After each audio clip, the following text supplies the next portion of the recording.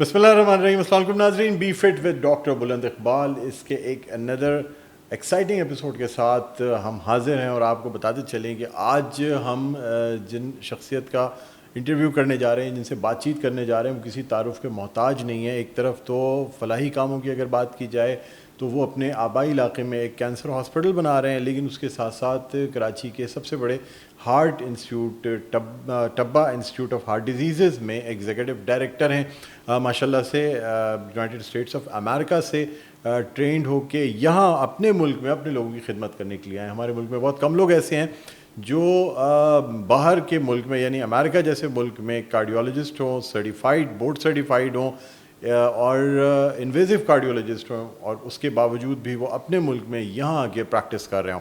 तो हमारे साथ मौजूद हैं डॉक्टर बशीर हनीफ साहब, जिन्हें हम खुश आमदीद कहना चाहेंगे। अस्सलाम वालेकुम सर। वालेकुम सलाम जी सर बहुत बहुत शुक्रिया आपने प्रोग्राम के लिए वक्त निकाला। थैंक यू सो मच जी फॉर इनवाइटिंग मी। अच्छा सर, आज के हमारे पॉडकास्ट का मकसद ये है कि हम नाजरीन को इस हवाले से आगाही फराम करें कि ये इन्वेजिव कार्डियोलॉजी जो है वो क्या है। एक तरफ तो ये है कि किसी को दिल का दौरा पड़ा तो उसको दवाएं लिख दी, और जिस तरह पहले होता था कि हमारे पास ना एंजियोप्लास्टी ना एंजियोग्राफी ना बाईपास कुछ नहीं था, तो दवाओं के ज़रिए उस बीमारी को कंट्रोल किया जाता था। जब इन्वेजिव कार्डियोलॉजी आई तो लोगों के जहनों में एक इब्हाम आया कि अगर दवाओं से लोग ठीक हो सकते थे तो फिर इस इन्वेजन की या इस ख़तरनाक चीज़ से गुजरने की क्या ज़रूरत थी। तो मुझे ये सबसे पहले तो बताइएगा कि इन्वेजिव कार्डियोलॉजी में क्या क्या चीज़ें आती हैं। फर्स्ट ऑफ ऑल जी thank you so much for inviting me as always. देखिए, जहाँ तक ताल्लुक़ है इन्वेजिव कार्डियोलॉजी की तो बात करते हैं, दवाओं की आपने बात की। इन्वेजिव कार्डियोलॉजी की तरफ तो खैर जाते ही हैं बहुत से लोगों को अब, क्योंकि हमारे पास बहुत सी ट्रीटमेंट न्यू ट्रीटमेंट्स आ गई हैं। दवाएं और लाइफस्टाइल मॉडिफिकेशन कुछ भी आप करें, चाहे इन्वेजिव कार्डियोलॉजी की तरफ जाएं या सर्जरी की तरफ जाएं, वो बैकबोन रहती है हमेशा तमाम दिल के मरीज़ों के लिए। अब जब हम इन्वेजिव कार्डियोलॉजी की बात करते हैं, हार्ट अटैक किसी को होता है या अंजाइना जिसे हम कहते हैं, जो दिल की वजह से दर्द होता है, उसकी वजह होती है कि दिल की खून की शरेयान में कोलेस्ट्रॉल प्लेक बन जाता है, ब्लॉकेज आ जाती है। और अगर ब्लॉकेज किसी की 80-90% है तो उनको चलने फिरने में पेन होता है, तो उसको हम अंजाइना कहते हैं। लेकिन अगर वही ब्लॉकेज 100% हो जाए तो उसमें जब दिल को खून नहीं मिलता तो दिल का हिस्सा वो डेड हो जाता है, तो उसको हम हार्ट अटैक कहते हैं। ठीक है। अच्छा, इसमें जो है एवरी सेकेंड मैटर्स। ठीक है, जितनी देर वो दिल की खून की नाली बंद रहेगी उतना ही दिल जो है वो डैमेज होता जाएगा, और वो आर्टरी जितनी जल्दी खोली जाए उतना ही हम दिल को बचा सकते हैं। अच्छा, इससे पहले जो हमारे पास दवाएं थी, और अच्छा सबसे पहले मैं बताना चाहूँगा, मोस्ट ऑफ द टाइम जो हार्ट अटैक होता है ना, हम सब की खून की नालियों में थोड़ा बहुत कोलेस्ट्रॉल जमा होता है, 50-60%, 40%, उसमें अचानक क्रैक आ जाता है। जब क्रैक आता है तो वहाँ पे खून जम जाता है, और वो खून जब जमता है तो खून की नाली बंद हो जाती है 100%। ठीक है। तो पहले जो हमारे पास होता था, हमारे पास दवाएं होती थी खून पतला करने वाली, जिनको हम थ्रोम्बोलिटिक्स कहते थे। वो दवाएं देते थे ताकि वो जो वहाँ पे ब्लड क्लॉट या खून जमा हुआ है वहाँ पे जाके एक्ट करें और वो खून को डिज़ोल्व कर दें और ब्लड फ्लो बहाल हो जाए। अच्छा, वो जो थ्रोम्बोलिटिक्स थे वो हर एक में काम नहीं करते। ठीक है ना, उनका डिफरेंट थ्रोम्बोलिटिक्स का डिफरेंट परसेंटेज थी कि वो खोलते थे, और टाइम भी वेरी इंपॉर्टेंट कि जितनी जल्दी वो दवाई दी जाए उतना ज़्यादा इफेक्ट होता है, जितनी देर हो जाए उतना देर से इफेक्ट होता है। लिहाजा ये आया कि जी इसको हम किस तरह से जाके जो है वो वहाँ पे अंदर जाके उस आर्टरी को मेक श्योर करें कि 100% वो खुल गई है। ठीक है। तो उसके लिए ये इन्वेजिव कार्डियोलॉजी या एंजियोग्राफी और एंजियोप्लास्टी जो है आई। एंजियोग्राफी जो है ये बहुत पुराना तरीक़ाकार है कि हम बेसिकली जाके दिल की खून की शरेयानों की तस्वीरें लेते हैं। उसमें पहले जो है वो ग्रोइन के ज़रिए जाते थे। ग्रोइन में एक जो खून की नाली होती है काफ़ी बड़ी होती है, वहाँ सुन करके दवाई देते हैं। पूरा जब सुन हो जाता है तो वहाँ पे नीडल के ज़रिए फिर एक इवेंचुअली पतली सी ट्यूब डाली जाती है, और उसके ज़रिए फिर दिल तक जाते हैं, और दिल की खून की नालियों में जो है वो दवाई इंजेक्ट करते हैं, और एक्सरे मशीन के ज़रिए हम जो है वो तस्वीर ले लेते हैं। तो दिल में 3 बड़ी खून की शरेयानें होती हैं, एक दिल के सामने, एक साइड पे और नीचे, और उसमें हमें एग्जैक्टली पता चलता है ब्लॉकेज कहाँ पे है, कितनी है और क्या करने की ज़रूरत है। पहले ये ग्रोइन से करते थे, अब हमारे पास जो है वो उसमें जब ग्रोइन से करते थे तो उसमें कॉम्प्लिकेशन का रिस्क भी ज़्यादा होता था, और क्योंकि यहाँ प्रेशर बहुत हाई होता है, क्योंकि आर्टरी के अंदर आप ट्यूब डाल रहे होते हैं, तो वो जब ट्यूब बाहर निकालते हैं प्रोसीजर ख़त्म होने के बाद, मरीज़ को जो है वो तकरीबन 4 से 6 घंटे जो है वो बिस्तर पे लेटना पड़ता था, और अपनी टांग वो मूव नहीं कर सकता था, क्योंकि वो हम ब्लीडिंग ना हो सके। एक दफ़ा हील हो जाए तो फिर वो they could get out of bed. अब हमने ये तरीका, नया तरीका है कि अब आपको वहाँ ग्रोइन से जाने की ज़रूरत नहीं है, हम जो है वो हाथ से, या रेडियल आर्टरी एक छोटी सी होती है वहाँ सुन कर, कलाई में जो है बेसिकली नस होती है, तो उसमें सुन करके और फिर वो इसके ज़रिए दिल तक जाते हैं। उसमें यह है कि मरीज़ को लेटना नहीं पड़ता, चलता हुआ अंदर जाता है, चलता हुआ वापस आ जाता है, डिस्चार्ज भी हम जल्दी कर सकते हैं। खाली एक बैंड लगा देते हैं हाथ पे, वो प्रेस कर लेता है और उससे रुक जाता है। उससे जो है डिस्टेंस भी शॉर्ट है, यहाँ से हार्ट का एक्सेस ईजी है। एग्जैक्टली, तो उसके ज़रिए जो है हम ये प्रोसीजर कर लेते हैं। और एंजियोग्राफी जो है ये एक डायग्नोस्टिक टेस्ट है, ये हमें बताता है कि जी ब्लॉकेज है या नहीं है, अगर है तो कितनी है और क्या करने की ज़रूरत है। ठीक है, अब अगर हमें कोई क्रिटिकल ब्लॉकेज मिलती है तो फिर हमारा नेक्स्ट स्टेप है कि इसको खोला कैसे जाए। अब खोलने का तरीका, दुनिया में, पूरी दुनिया में कोई दवाई ऐसी नहीं है जो कि ब्लॉकेज को खोल सके।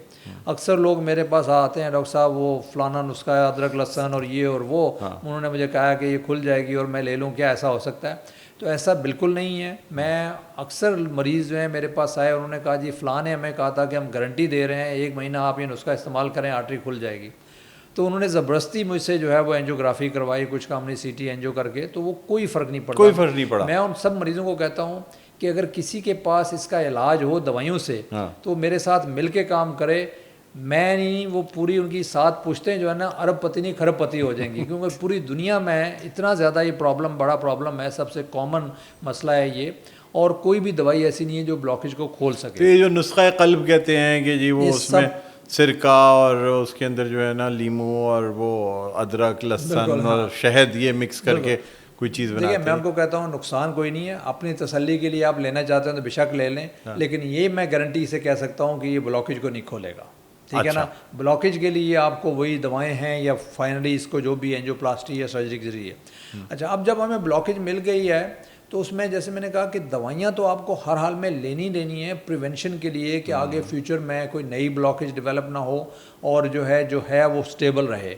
लेकिन इसको खोलने के 2 तरीके हैं, या तो एंजियोप्लास्टी या ओपन हार्ट सर्जरी। अब एंजियोप्लास्टी क्या होती है?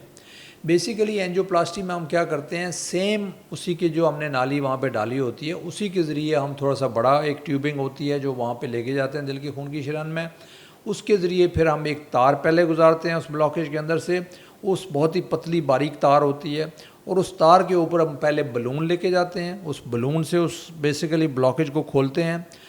पहले शुरू में जब ये एंजियोप्लास्टी आई थी तो सिर्फ हमारे पास बलून ही होता था, ठीक है।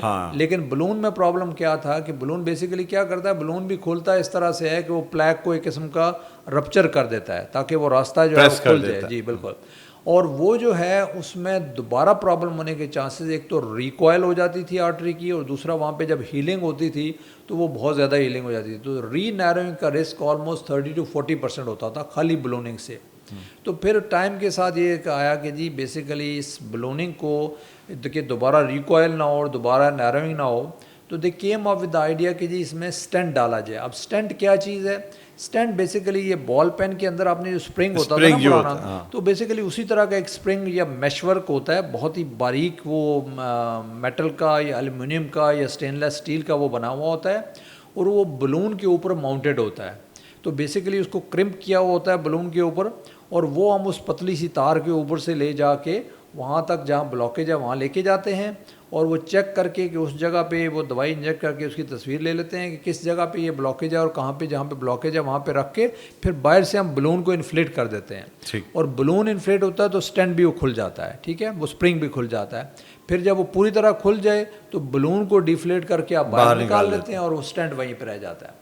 अच्छा, शुरू में जब ये आए थे ये स्टेंट, तो ये बेसिकली एल्युमिनियम या स्टेनलेस स्टील का एक किस्म का बेयर मेटल स्टेंट होता था, लेकिन देखा ये गया कि इससे रिकॉयल तो कम हो जाती है, ख़त्म हो जाती है, क्योंकि आर्टरी वो स्टेंट उसको खोल के रखता है, लेकिन जब हीलिंग होती है, स्कार बनता है, जैसे हमने देखा हो कि जब कट लगता है तो स्कार बनता है, कुछ लोगों का स्कार बिल्कुल पतला होता है, कुछ का काफ़ी बहुत मोटा हो जाता है, तो वहाँ पे भी हीलिंग होती है क्योंकि एक किस्म की इंजरी होती है। तो अगर वो स्कार ज़्यादा बन जाए तो वहाँ पे दोबारा री नैरोइंग रिएक्शनरी उसकी वो हो जाती है, और वो री नैरोइंग का रिस्क जो है that was still like 20 to 30% on even after the stent, जो कि डिपेंड करता है, जो मेटालिक स्टेंट्स आए थे शुरू में, स्टेनलेस स्टील या एल्युमिनियम का। अच्छा, फिर उसके बाद again scientist came with the idea कि हम इस स्कार को किस तरह कम कर सकते हैं। तो दे थॉट कि इसके अगर हम ऊपर मेडिसिन लगाएं ठीक है। एंटीकोगुलेंट लगा दें। एंटीकोगुलेंट पहले लगाए गए, लेकिन एंटीकोगुलेंट तो ब्लड क्लॉट को प्रिवेंट करेगा, लेकिन एंटीकोगुलेंट जो है वो हीलिंग प्रोसेस को प्रिवेंट नहीं करेगा। तो उन्होंने सोचा कि ये जो कैंसर के लिए दवाइयाँ इस्तेमाल होती हैं जो कि सेल की ग्रोथ को रोकती हैं, तो वो दवाई अगर हम इंस्टेंट के ऊपर लगा दें तो वो वहाँ पे ग्रोथ नहीं होगी। ये मीथोट्रेक्सेट टाइप की जो दवाई इससे मिलती जुलती डिफरेंट वो सिरोलिमस और वो टेरोलिमस और वो डिफरेंट दवाइयाँ हैं जो कि बेसिकली कोटिंग की जाती है स्टेंट के ऊपर। और उससे ये फ़ायदा हुआ कि वो जो हीलिंग होती थी, एक्सेसिव हीलिंग होने से वो बचत हो गई, सेल प्रोडक्शन रुक गई और उसकी वजह से जो है वो स्कार बनना जो है वो रुक गया। तो अब उसकी वजह से जो है इनको कहते हैं ड्रग कोटेड स्टेंट्स, ठीक है, ड्रग एलूटिंग स्टेंट्स या ड्रग कोटेड स्टेंट्स। तो उसकी वजह से ये हुआ कि अब वो री नैरोइंग का प्रोसेस बहुत कम हो गया, 30% से कम होके वो 5% या 5 to 10% रह गया। और अगर वो लेंथ स्टेंट की छोटी है और साइज़ बड़ा है तो बिल्कुल ही ना होने के बराबर है। तो पहले जो हम काफ़ी कॉमनली देखते थे कि अक्सर मरीज स्टेंट डालने के बाद भी 6 महीने साल बाद दोबारा आ जाते थे क्योंकि उसमें री नैरोइंग हो जाती थी। अब वो रिस्क कम होकर काफ़ी हद तक बहुत रेयरली हमें जो है वो री नैरोइंग मिलती है अगर आपने प्रॉपरली स्टेंट डिप्लॉय किया है। अच्छा, मैं ये बताना चाहूँगा कि इसमें ये प्रोसेस जो है एंजियोग्राफी का प्रोसेस में भी 10 to 15 मिनट्स का है, और एंजियोप्लास्टी या स्टेंटिंग का प्रोसेस अगर कोई ज़्यादा कॉम्प्लिकेटेड नहीं है तो maximum half an hour to 45 minutes लगता है। अगर आपको मल्टीपल जगह पे स्टेंट डालें या थोड़ा सा कॉम्प्लेक्स हो तो फिर ज़्यादा टाइम लग सकता है।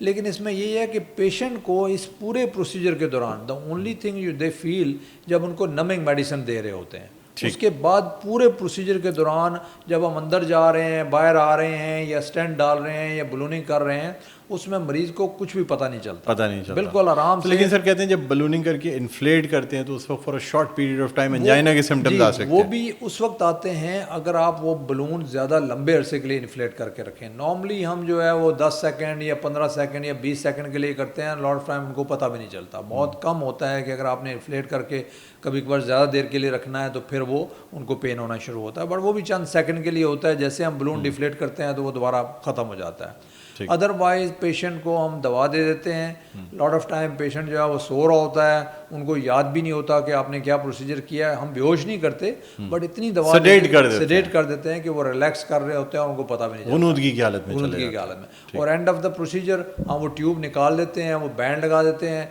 और पेशेंट जो है आइदर सेम डे घर चला जाता है या नेक्स्ट मॉर्निंग घर चला जाता है और अपनी तमाम रूटीन जो है वो एज़ यूजुअल बहाल कर सकता है। और दूसरा जो प्रोसीजर है, अगर किसी को मल्टीपल जगह पे ब्लॉकेजेस हैं या ऐसी ब्लॉकेजेस हैं जो एंजियोप्लास्टी या बलूनिंग से नहीं खोली जा सकती, तो उसमें फिर पेशेंट को ओपन हार्ट सर्जरी की तरफ जाना पड़ता है, जो कि वो भी आजकल इतना बड़ा इश्यू नहीं है। जहाँ पे ज़रूरत है उसमें करनी चाहिए क्योंकि वही बेस्ट ऑप्शन होता है। और उसमें भी यह है कि ठीक है, रिकवरी में थोड़ा सा टाइम लगता है लेकिन लॉन्ग टर्म उसके रिजल्ट्स भी बहुत अच्छे होते हैं अगर मल्टीपल जगह पे ब्लॉकेजेस हों, तो उसमें भी कोई ऐसी घबराने की बात नहीं होती।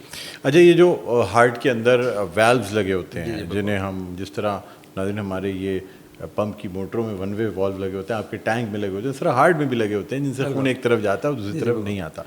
इनकी बाज़ दफ़ा जो है ना जगह तंग हो जाती है या इनके दरवाजे जो हैं दोनों तरफ खुलने लगते हैं, जिसकी वजह से खून की जो डायरेक्शन है, उसकी जो समत है वो दोनों तरफ होने लगती है। क्या ऐसी सूरत में बग़ैर ओपन हार्ट सर्जरी के आप उसको ट्रीट कर सकते हैं? बिल्कुल।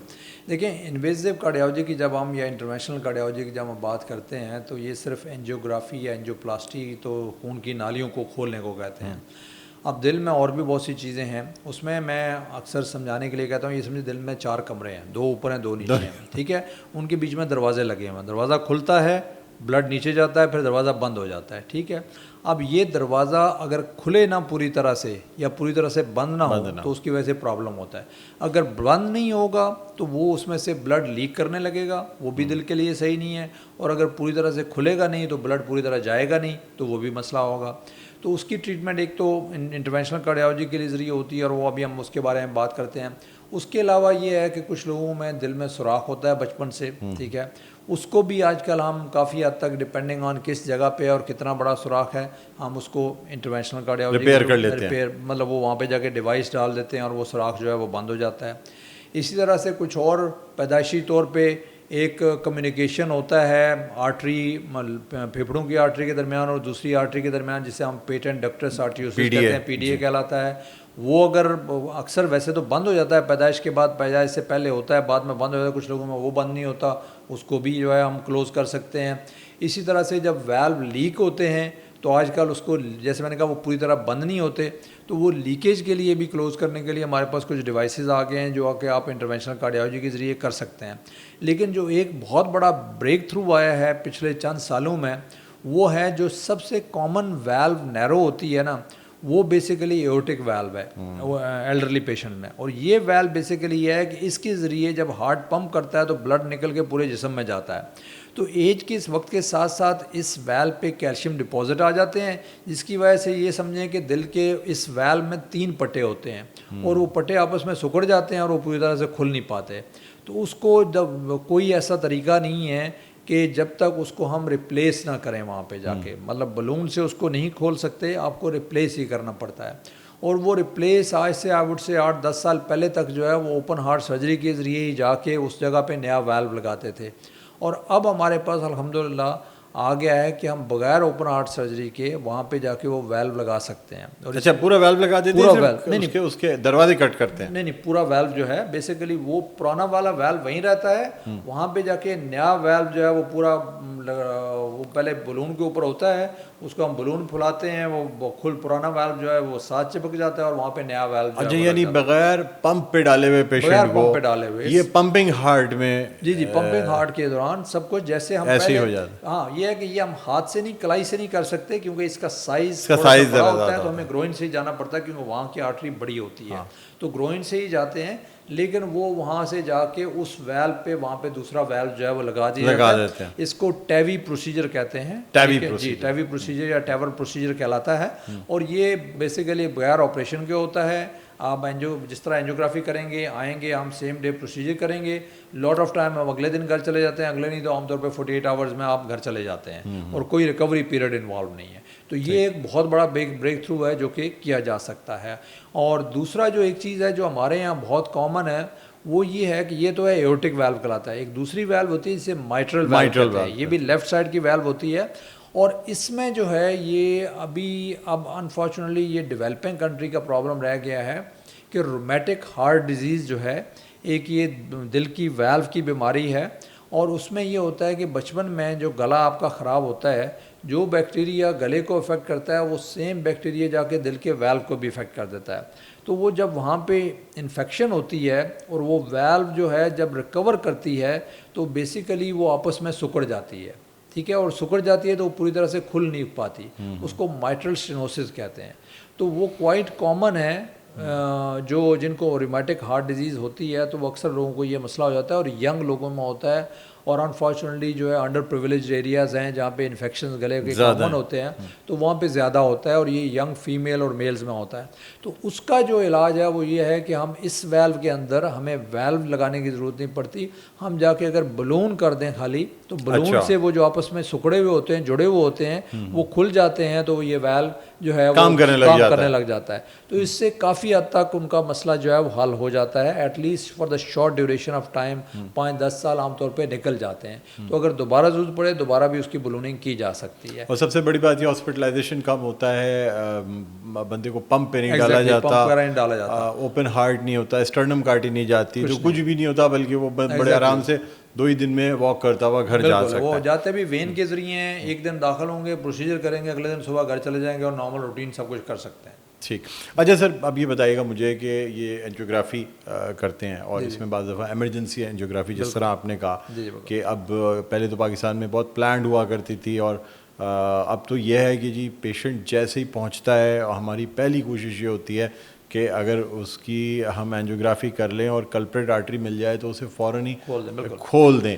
तो कितने परसेंट की कितने टाइम के अंदर मैक्सिमम, यानी कितना ज़्यादा टाइम अगर हो जाए तो तब भी ये एमरजेंसी प्राइमरी पीसीआई जो है ना ये फ़ायदेमंद होती है? आपने ये बहुत ही अच्छा सवाल किया और सबसे अहम सवाल ये है देखिए, जब हम एंजियोप्लास्टी करते हैं किसी रूटीन, किसी को अगर चलने में पेन हो रहा है और एंजियोग्राफी की और एंजियोप्लास्टी की इलेक्टिव प्रोसीजर के तौर पर, तो उसमें सिर्फ आप पेशेंट की क्वालिटी ऑफ लाइफ इंप्रूव कर रहे हैं, सिम्टम इंप्रूव कर रहे हैं। लॉन्ग टर्म सर्वाइवल पे या ओवरऑल हार्ट फंक्शन पे इतना ज़्यादा फ़र्क नहीं पड़ता। हार्ट अटैक जिसमें हमने बात की, जब आर्टरी 100% बंद हो जाती है, ये वाहिद एंजियोप्लास्टी या स्टेंटिंग का तरीका है कि जिसमें आप सर्वाइवल पे भी इफ़ेक्ट होता है और पेशेंट के ओवरऑल हार्ट का पंपिंग फंक्शन भी इफ़ेक्ट होता है। तो इसमें हम कहते हैं time is muscle, every second counts. मैंने पहले बात की कि जितनी देर आर्टरी बंद रहेगी उतनी हार्ट परमानेंट डैमेज होता जाएगा, और एक दफ़ा परमानेंट डैमेज हो गया तो उसको आप रिकवर नहीं कर सकते, चाहे आप जो मर्जी है कर लें। अगर आर्टरी खोल भी देंगे तो उसका कोई फ़ायदा नहीं होगा। लिहाजा एक सबसे बड़ा मैसेज आज के इस प्रोग्राम का ये होना चाहिए कि अगर किसी को भी सीने में टिपिकल बोझ महसूस हो रहा है, स्पेशली कि एक पॉइंट पे नहीं, खासकर अगर पूरे हिस्से में दबाव, घुटन या भारीपन महसूस हो रहा है, उसके साथ सांस फूल रहा है या पसीना आ रहा है, तो फौरी तौर पर जो भी, एक तो पहले से मालूम करके रखें कि किस जगह पे जो है वो एंजियोप्लास्टी की फैसिलिटी मौजूद है, तो फौरी तौर पर जितनी जल्दी हो सकता है उस हॉस्पिटल जो है वो पहुँचें ताकि उस आर्टरी को फौरी तौर पर खोला जा सके। जैसे मैंने कहा, जितनी देर होती जाएगी उतने नुकसान बढ़ता जाएगा। Every second matters, not minute, every second matters. इसीलिए हॉस्पिटल्स में ये अहम है कि जी ऐसी जगह पे जाएं जहाँ पे, जिसे आप बात कर रहे थे, प्राइमरी एंजियोप्लास्टी की फैसिलिटी मौजूद है, वहाँ पे पहुँचें। मैं आपको एक बात बताऊँ, पाकिस्तान में फ़र्स्ट टाइम जब मैं 2004 में यहाँ पाकिस्तान में मूव हुआ था, तो हमने 24/7 प्राइमरी एंजियोप्लास्टी का प्रोग्राम तब्बा में शुरू हुआ था और अमेरिकन कॉलेज ऑफ कार्डियोलॉजी के साथ मिलकर किया था, और टाइम बाउंड किया था कि अगर मरीज़ हॉस्पिटल में आता है तो विदिन 90 मिनट्स जो है एमरजेंसी रूम से लेके, जैसे एमरजेंसी रूम में दाखिल हुआ वहाँ से लेके कैथ लैब में लेके गए, पहले निक तक वो बलूनिंग करने तक 90 मिनट होना चाहिए। जिस तरह हम पहले डोर टू नीडल टाइम लिया करते थे एसके थेरेपी में। अब डोर टू नीडल टाइम का मतलब ये था कि जो हमने खून पतला करने वाली दवाई थ्रोम्बोलिटिक है, आपने कितनी मरीज दाखिल हुआ उससे लेकर कितनी देर में सुई लग गई उसको थ्रोम्बोलिटिक के लिए, तो that used to be important. वो 30 मिनट्स के अंदर अंदर होना चाहिए था। अब जो है उस वक्त आया था कि जी 90 मिनट के अंदर आपने बलून से वो आर्टरी खोल देनी है, ब्लड बाहर रेस्क्यू कर देना है, और वो जैसे का टाइम इंपॉर्टेंट है तो वो ज़रूरी है। अब तो ये है कि हमारी कोशिश होती है कि 60 मिनट के अंदर अंदर जो है हम उसको वो खोल दें ताकि डैमेज कम से कम हो सके। हमारे हॉस्पिटल में ये है कि जी प्राल्दो के प्राइवेट हॉस्पिटल है, कोई भी मरीज़ आता है अगर वो हार्ट अटैक के साथ आया है तो वो फौरी तौर पे पहला काम है ईसीजी करना है। ईसीजी के बाद जो है जितनी जल्दी हो सकता है कैथ लैब रेडी है हमारे यहाँ। जैसे इमरजेंसी रूम में मरीज़ आएगा ओवर अनाउंस कर दिया जाता है कि मरीज़ आ गया है हार्ट अटैक का, उसी वक्त कैथ लैब जो है वो रोक दी जाती है कि कोई और मरीज़ नहीं लिया जाएगा जब तक वो मरीज़ नहीं आता। उसको फ़ौरन लेके हर कोई रेडी होता है और कोशिश होती है, और हर महीने इस तरह के मरीज़ जितने भी आते हैं उनको देखा जाता है, मेक श्योर किया जाता है कि ये 60 मिनट के अंदर अंदर उनका ये आर्टरी खोल दी जाए। अगर किसी की नहीं खुली तो वो बाकायदा एक किस्म का उसका एनालिसिस किया जाता है कि क्यों मरीज़ जो है वो 60 मिनट के अंदर अंदर ये काम नहीं हो सका। तो this becomes very very important. Few second, मतलब जैसे मैंने कहा हर सेकंड इंपॉर्टेंट है, इसलिए हम कोशिश करते हैं कि हर कोई इस चीज़ के लिए रेडी हो। हमारे हॉस्पिटल में भी है, बाकी हॉस्पिटल्स में भी ये प्रोसीजर हो रहा है। जो गवर्नमेंट के हॉस्पिटल्स हैं, प्राइवेट हॉस्पिटल्स में भी, उन सब में हो रहा है। लेकिन मैं सबको ये कहूँगा कि उनको पता होना चाहिए कि कौन सा आपके घर के करीब हॉस्पिटल है, जितनी जल्दी हो सके वहाँ पे पहुँचने की कोशिश करें। सर कुछ बाद में ज़रा ACLS पे भी करना चाहूँगा। बाज़ दफ़ा पेशेंट्स रास्ते में दम तोड़ जाते हैं या हॉस्पिटल पहुँच के दम तोड़ जाते हैं। मैं डॉक्टर्स के लिए सवाल कर रहा हूँ, जब वो पेशेंट आता है तो अब क्या हर पेशेंट का CPR करना चाहिए या अगर पीपल्स फिक्स्ड हैं तो फिर नहीं करना चाहिए? आप ये अपने, मैं एक्सपीरियंस के लिहाज से ही पूछना चाहूँगा कि क्या कभी फिक्स्ड पीपल वाला भी वापस आया है या नहीं आया? देखिए, इसमें एक तो ये बहुत अहम चीज़ है कि दो चीज़ें, एक बेसिक लाइफ सपोर्ट BLS कहलाता है, एक एडवांस कार्डिक लाइफ सपोर्ट है ACLS कहलाता है। बेसिक लाइफ सपोर्ट तो हर शख्स को, हर लेमैन को आना चाहिए, और उसका मतलब ये है कि एटलीस्ट जब तक आपके पास कोई ट्रेंड डॉक्टर या नर्स या पैरामेडिक नहीं पहुंचता, उस वक्त तक आपको basic life support you should be able to provide that. And उसमें क्या है, बेसिक सिंपल चीज़ें हैं कि पेशेंट को ब्रीदिंग किस तरह से देनी है, ABC है, एयरवे और ब्रीदिंग है, और चेस्ट कंप्रेशन है सर्कुलेशन को मेंटेन करने के लिए। तो अगर तो घर का कोई फ़र्द ये देख लेता है कि पेशेंट बिल्कुल बेहोश हो गया है, पहली बात तो ये एक चीज़ मैं क्विकली बताना चाहूँगा कि देखें 100 में से 50% लोग जो है ना हार्ट अटैक में सडन डेथ के साथ प्रेजेंट करते हैं, ठीक है ना। तो इसलिए हर एक को बेसिक लाइफ सपोर्ट आना चाहिए, घर के हर फर्द को पता होना चाहिए कि अगर मरीज़ सांस नहीं ले रहा या नब्ज़ आप चेक कर सकते हैं तो रुक गई है, तो फौरी तौर पर उसको सांस माउथ टू माउथ किस तरह से ब्रीदिंग करनी है और चेस्ट कंप्रेशन किस तरह करनी है ये पता होना चाहिए। क्योंकि अगर आप ये शुरू कर देंगे और फिर भी हॉस्पिटल पहुंचने तक जो टाइम लगता है इस दौरान अगर आप करते रहेंगे तो काफ़ी हद तक चांसेस हैं कि आप ब्रेन इंजरी होने से बचा सकेंगे। क्योंकि अगर वो घर में वो सांस लेना बंद हो गया, हार्ट बंद हो गया, बाय द टाइम आप हॉस्पिटल पहुंचेंगे, अनफॉर्चुनेटली हमारे यहाँ सर्विसेज रोड्स ऐसी हैं कि वो it will be too late. और अगर वो हॉस्पिटल पहुंचा है और उसको लेट्स सी कि आधा घंटा हो गया है या पौना घंटा, और वो जैसे आपने बात की कि प्यूपल फिक्स्ड हैं, फिक्स्ड और डायलेटेड प्यूपल साइन है कि जो है ना ब्रेन इंजरी हो चुकी है, तो फिर तो मज़ीद उसको करने का कोई फ़ायदा नहीं है। लेकिन ये है कि अगर आपको टाइम का नहीं एग्जैक्ट पता और मरीज़ आपके पास पहुंचा है तो then definitely everyone should make an effort कि उसको जो है वो कर सकें, रिससिटेट किया जा सके। और उसमें यह है कि अब बाकी मुल्कों में तो जो है एडवांस कार्डिक लाइफ सपोर्ट की ट्रेनिंग दी जाती है, और ये जो डिफिब्रिलेटर्स हैं एयरपोर्ट्स पे, कॉमन पब्लिक एरियाज़ में जगह जगह पे रखे हुए हैं और लोगों को ट्रेन किया जाता है कि क्योंकि जो कॉमनेस्ट वजह होती है डेथ की, सडन डेथ की, वो है वेंट्रिकुलर फिब्रिलेशन या वेंट्रिकुलर टैकीकार्डिया, और उसका इलाज यही होता है कि जी फौरी तौर पे शॉक दिया जाए, और शॉक से वो रिकवर हो जाते हैं तो उससे वो चांसेस रिकवरी के बहुत ज़्यादा हो जाते हैं। लेकिन वही है कि जितनी देर होती जाएगी उतनी ही डैमेज ज़्यादा होता जाएगा और रिकवरी के चांसेस बहुत कम होते जाएंगे। अच्छा सर, क्या ये हार्ट अटैक का कोई ख़ास टाइम है कि रात के कोई सुबह के पहले पहर में या 4 बजे 5 बजे अगर इस किस्म की कोई कंडीशन हो रही हो तो मोस्ट लाइकली कि ये हार्ट का हो सकता है, क्या ये बात दुरुस्त है? हाँ, नहीं ऐसा नहीं है, हार्ट अटैक किसी वक्त भी हो सकता है। कुछ किस ज़माने में कहा जाता था पहले कि शायद अर्ली आवर्स जो मॉर्निंग के होते हैं उसमें जो है वो सिंपैथेटिक सर्ज थोड़ी ज़्यादा होती है, हार्ट बीट तेज़ हो सकती है और उसकी वजह से फिर आगे प्रेशर बढ़ सकता है, और कुछ लोगों में अर्ली मॉर्निंग हार्ट अटैक होने के चांसेस ज़्यादा होते थे।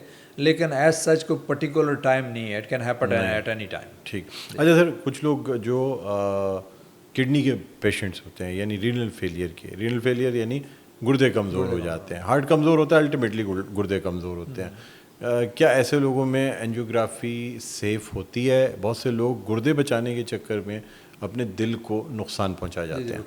देखिए, गुर्दे कमज़ोर अगर किसी के हैं तो क्योंकि ये जो डाई हम इस्तेमाल करते हैं एंजियोग्राफी के लिए तो वो गुर्दों पे इफ़ेक्ट कर सकती है, तो उसमें प्रिकॉशंस लेने की ज़रूरत होती है। हमारी कोशिश होती है कि उनको वेल हाइड्रेट किया जाए before the procedure and after the procedure, और ड्यूरिंग द प्रोसीजर बहुत ही मिनिमम अमाउंट में डाई इस्तेमाल की जाए, ठीक है।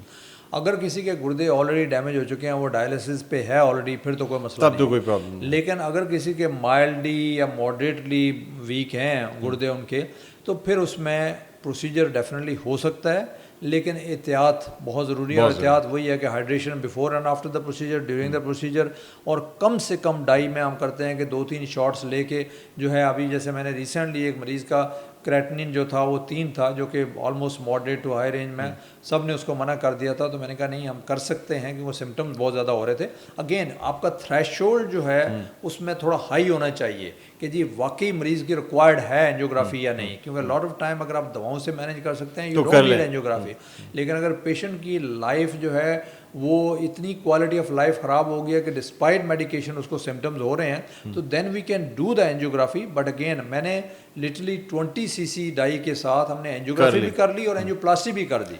तो सर क्रेटनिन फिर कितना ऊपर गया? तो उसमें क्रेटनिन भी सेम रहा, एक्चुअली थोड़ा सा बेहतर, पहले 2.4 या 3.4 था और वो 3.2 हो गया, क्यों हमने 20 CC dye is really nothing. तो हमने इसमें एंजियोग्राफी भी कर दी, एंजियोप्लास्टी भी कर दी और patient was fine after that. तो आज ही बल्कि मेरे पास फॉलोअप के लिए भी आया हुआ था और उसको हमने चेक किया और माशाल्लाह ही इज़ डूइंग फाइन। तो कहने का मतलब ये है कि पॉसिबिलिटी है, बट ऐसी जगह से कराएं जहाँ पे प्रॉपरली ट्रेन बंदा और पता हो कि क्या कर रहा है और किस तरह करना है, और वो चांसेस बहुत कम होते हैं डैमेज होने के। अच्छा सर, अब ये बताइएगा कि जिनको बाईपास के लिए बोल दिया जाता है या ट्रिपल वेसल डिजीज़ होती है, तो क्या उनकी एंजियोप्लास्टी भी हो सकती है? देखें बिल्कुल, अब हमारे पास काफ़ी चीज़ें एडवांस हो गई हैं, बहुत एडवांस टेक्निक्स आ गई हैं एंजियोप्लास्टी की, और लॉट ऑफ टाइम अगर ट्रिपल वेसल भी डिजीज़ है तो आप एंजियोप्लास्टी कर सकते हैं, कर सकते हैं। डेफिनेटली जी बिल्कुल। लेकिन ये कुछ लोग जिनका हार्ट मसल वीक है, शुगर है और मल्टीपल एरियाज़ में ब्लॉकेजेस हैं, उनमें डेफिनेटली सर्जरी का फ़ायदा होता है। तो जहाँ पे सर्जरी है उनको डेफिनेटली सर्जरी की तरफ जाना चाहिए। बट ये है कि एंजियोप्लास्टी का जो वाहिद जो प्रॉब्लम है ना, वो ये है कि फ्यूचर में दोबारा ज़रूरत पड़ने के चांसेस थोड़े ज़्यादा होते हैं एज़ कम्पेयर टू बाईपास के। अदरवाइज दोनों में कोई लॉन्ग टर्म डिफरेंस नहीं है इन टर्म्स ऑफ मोर्टेलिटी या in terms of quality of life. Left main में क्या कर सकते हैं? बिल्कुल, अब लेफ्ट मेन आर्टरी जो होती है, 3 आर्टरी जैसे हमने बात की थी, एक राइट पे है, लेफ्ट पे एक निकलती है, पर 2 में तकसीम होती है। तो वो जो लेफ्ट मेन है, क्योंकि 70% हार्ट को ब्लड दे रही होती है, तो पहले कहा जाता था कि उसकी एंजियोप्लास्टी नहीं हो सकती, बट अब हमारे पास डेफिनेटली मल्टीपल स्टडीज़ भी आ गई हैं और हम बासानी लेफ्ट मेन एंजियोप्लास्टी भी कर सकते हैं, कर देते हैं। सर, एक एंजियोप्लास्टी होने के बाद कितने अरसे तक पेशेंट बेफिक्र होकर ज़िंदगी गुजार सकता है? देखें बहुत ही अहम सवाल है। एंजियोप्लास्टी या बाईपास सर्जरी करने के बाद ये नहीं समझे कि जी अब तो सब ठीक हो गया, मैं जो चाहे कर सकता हूं। 0 मीटर नहीं होगा आदमी। 0 मीटर तो हो जाएंगे, लेकिन फिर भी मोस्ट इंपॉर्टेंट इसको हम कहते हैं सेकेंडरी प्रिवेंशन। तो आपको देखें, एक प्रोसेस आपके हार्ट में शुरू हो गया है और ये चलता रहेगा जब तक आप अपना ख्याल नहीं रखेंगे। तो इट इज़ वेरी इंपॉर्टेंट कि उसके बाद भी आप एक्टिविटी सारी करें, जो करना चाहते हैं करें, उसमें कोई रिस्ट्रिक्शन नहीं होगी। बट खाने पीने में एहतियात, रेगुलर एक्सरसाइज, मेक श्योर आपका ब्लड प्रेशर कंट्रोल है, आपका शुगर है तो शुगर कंट्रोल है, कोलेस्ट्रॉल जो है अब नए टारगेट्स आ गए हैं वो कंट्रोल्ड है, और रेगुलर वॉक और एक्सरसाइज, ये सारी चीज़ें बहुत अहम हैं। क्योंकि अगर आपने एक जगह फिक्स भी कर दी है तो किसी नई जगह पे प्रॉब्लम आ जाएगा अगर आपने ख्याल नहीं रखा। तो अगर आप इन चीज़ों का ख्याल रखेंगे तो डेफिनेटली आप जो है वो मज़ीद उसको प्रोग्रेशन को जो है वो डिले कर सकते हैं और इम्प्रूव कर सकते हैं। सर, क्या मैसेज देना चाहेंगे आज के पॉडकास्ट? मैसेज यही दूंगा कि कोशिश करें कि ये नौबत ना आए। प्रिवेंशन जो है that is the most important thing. और प्रिवेंशन प्रिवेंशन प्रिवेंशन बार बार हम इस पर बात करते हैं, और बहुत यकीन जाने अगर आप 30 to 45 मिनट्स से डे 5 डेज ए वीक अगर आप ब्रिस्क वॉक करते हैं, 40% हार्ट डिजीज के रिस्क से बच सकते हैं। Blood pressure control, cholesterol control, diabetes control, ये ऐसी चीज़ें इनको हम साइलेंट किलर कहते हैं। आपको पता नहीं चलता, जब पता चलता है बहुत देर हो चुकी होती है। चेक करवाएं, और अगर डायग्नोज होता है तो उसका इलाज करवाएं, और दवाइयाँ बाकायदगी से लें, रेगुलर वॉक करें, खाने पीने में एहतियात करें। अपने लिए कम से कम 24 घंटे में से खुदा के लिए आधा घंटा 45 मिनट ज़रूर निकालें, और रेगुलर एक्सरसाइज, वॉक या जो भी है कुछ ना कुछ करें। अक्सर लोग कहते हैं हम इतने बिजी हैं, टाइम नहीं मिलता। अगर अपने लिए आप 24 घंटे में से आधा घंटा नहीं निकाल सकते तो that is really sad. So request you all to exercise, take care of yourself. ठीक, बहुत बहुत शुक्रिया सर, आपने आज के पॉडकास्ट के लिए वक्त निकाला। नाज़रीन, doctor Bashir Hanif, executive director Tabba institute of heart disease, आज हमारे साथ मौजूद थे, और हमने आज इन्वेजिव या इंटरवेंशनल कार्डियोलॉजी पे बात की। इंशाल्लाह नेक्स्ट एपिसोड में किसी और इंटरेस्टिंग टॉपिक के साथ आपके साथ दोबारा हाजिर होंगे। तब तक के लिए मुझे डॉक्टर बुलंद इकबाल को इजाज़त दीजिए। अपना बहुत ख्याल रखिएगा। अल्लाह हाफ़िज़।